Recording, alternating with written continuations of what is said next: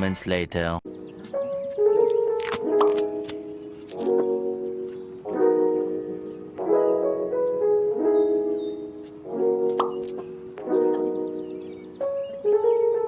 I'm sick of typing the words, and now you're going to peel off the tape and then cut the sticker separately. After that, you're going to cut the sellotape out by keeping a little space, and then you're just going to paste it again, and you're going to do it same with the other drawing as well.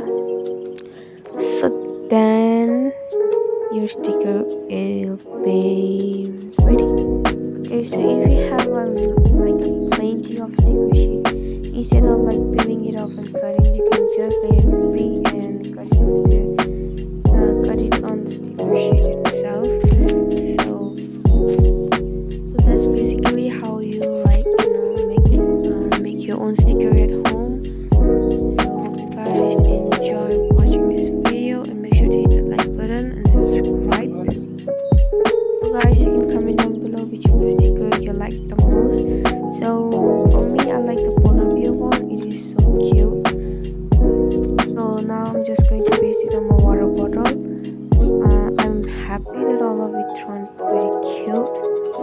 So yeah, thank you so much for watching my video once again. Bye bye.